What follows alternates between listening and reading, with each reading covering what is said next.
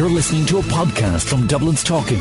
Downloaded from sunshineradio.ie. On the 30th of June here in Dublin, a dozen ex-members of the Scientology organisation from Ireland and abroad will come together as Dublin offlines to expose abusive conditions inside the church, including financial exploitation, coerced abortions and broken families. Pete Griffiths is the spokesperson for ex-Scientologists. He joins me now. Pete, good evening. How are you? Hello, Lynsey. I'm fine, thank you. Good to have you with us, Pete. Talk to me about this conference and what we can expect from it. We're holding the conference on Saturday, the 30th of June. We have a number of ex-Scientologists. We have people who consider them people as to what's really going on. Okay, well, explain to me exactly what is Scientology, because I believe that Tom Cruise is a member of the Scientology organisation. Yeah, I've heard that too. Well, if you listen to what they say about themselves, they'll tell you that it's the fastest growing religion in the world. Straight away, it's not a religion. It's actually a criminal racket. The sad part of it is that the Scientologists themselves don't even realize that they are hooked up in this criminal racket, which is just simply there to take money off people. With evidence that shows exactly how they do this. It's pretty well disguised at every level so that you can be taken in by them. Like in my own case, it began as a self-help thing and then slowly kind of morphed into a church and a religion. It's none of those things, you know. So when you say it's a criminal racket, I mean, some people would describe many religions as a criminal racket. Yes, possibly. It differs because, like, they don't just destroy your life in the way that a lot of religions do. They tend to do it in a very, very 100% manner. They not only will destroy you financially, they will also destroy you emotionally, mentally, spiritually, socially. You know, if any of your family or friends object to what they're doing, they advise you to cut yourself off from them, you know. So they thoroughly wreck your life, quite simply. Well, I know back in the day when Tom Cruise had proposed to his girlfriend, Katie, was it Katie? I'm not sure. And when they were having their baby, they said, we're going to follow Scientology rules here, which meant that she couldn't have any pain relief or anything like that. And she had to go through, you know, natural childbirth. You know, a lot of women actually do. But they've got so many outlandish beliefs. Give me some of them. Yeah, I guess to someone who hasn't like gone the whole route and started off with the first book and read the second book and the third book, it does seem pretty strange and far out, definitely. I think a lot of people have done studies to show that the fetus in the womb can hear things. In Dianetics, which is what kind of preceded Scientology, they just take that a stage further and claim that all your problems stem back to that particular point.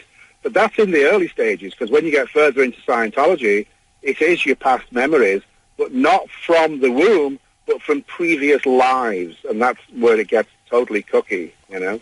So who actually came up with this religion? A science fiction author, would you believe? L. Ron Hubbard was his name, and he came up with the Dianetics concept anyway. He published the book in 1950. He obviously wrote it before. But, yeah, he's the founder of the so-called religion. And, you know, when people sign up for Scientology, I believe that you're asked to part with money to run courses and to introduce other people.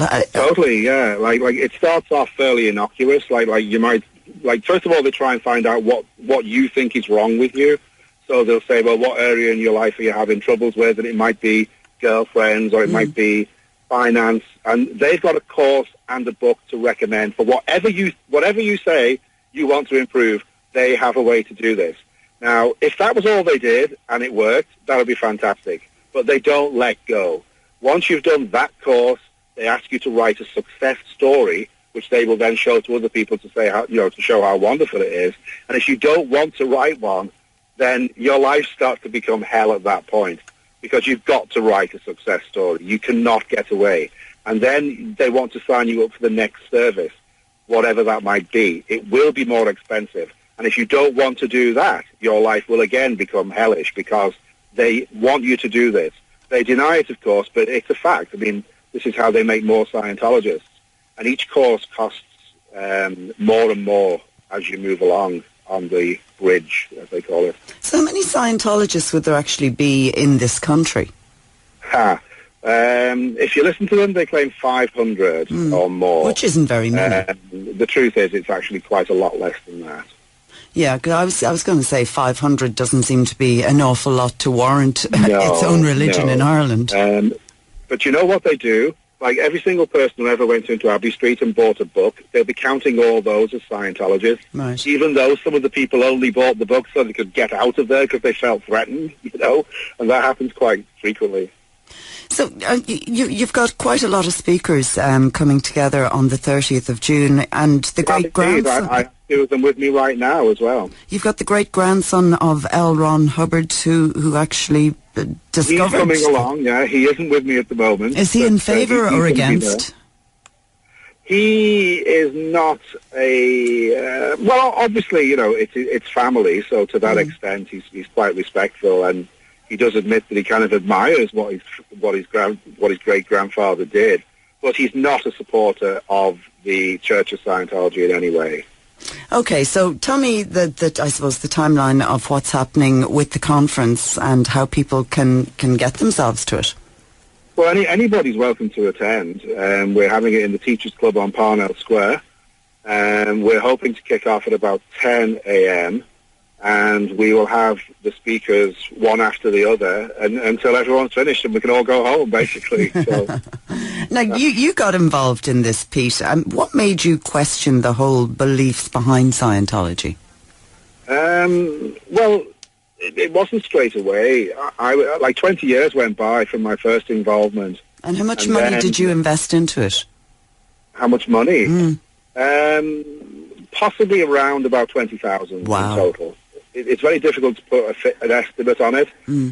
I know other people as well who spent six-figure sums, and they actually don't know exactly how much they spent if they don't have precise bank records or credit card records, because they're always hitting you for money.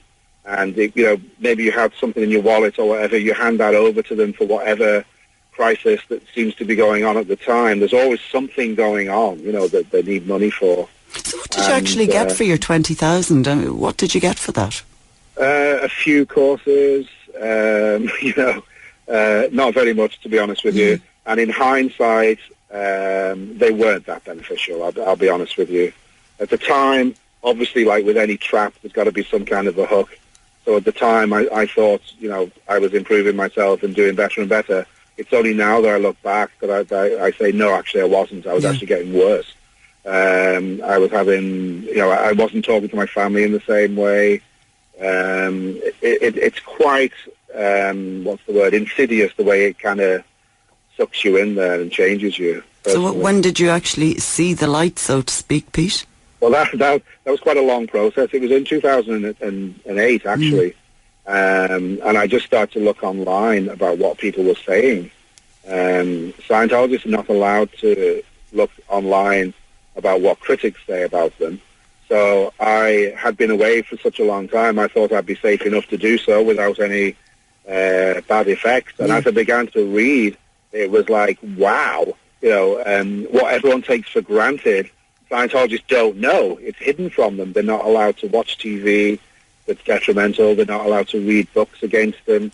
So it was a very, very, it was eye-opening, let's put it that way. And after 3 months, I really had kind of, the wool was pulled from my eyes by that stage. So they're an organisation that really set out to brainwash people and then to suppress people, I don't think they set out to do that, and I don't know. They're not allowed to watch TV and read books if it was... Well, they control your information, and that's what they definitely set out to do. Like, I can remember being told, do not watch Panorama tonight. Do not read this book. I was actually told those things. And, that is definitely controlling your information. And if you can do that, then you are controlling the person. But I don't think it's set out to be that kind of an organisation. I think it's just what it evolved into. Yeah. You know? So, have you had any comeback from them? Have they come back to you and said, if you speak out against them, having paid €20,000 into the organisation? Yeah, there's been an online smear campaign against me, but that's in the hands of the guards right now, so I don't want to say too much. Okay, obviously not. We've put posters up around the town, and we had full permission from the council to do that, and they approved the posters. And the 6 around the Scientology mission have disappeared. I don't know where, but we'll be looking at the CCTV, and if our property has been taken, then we'll be taking further action against them for that. Okay. They're very litigious, as you may or may not know, and they have a policy called attack, never defend. So if you're critical of them, they will come after you. There's no question of that. They will come after you. Sounds like a scary organisation, but if people... It can be very, very scary indeed. If people want to find out more information, the Teachers Club, 36 Parnell Square, West Dublin, 10 a.m. on the 30th of June. Pete, great to talk to you. Okay. Thank you, Lynsey. Thank you. Take care and good evening. That is Pete Griffiths, an ex-member of Scientology. And, if you want to go along and hear a little bit more about that, as I said, the conference is presented from 10 a.m. on June the 30th at the Teachers Club, Parnell Square in Dublin.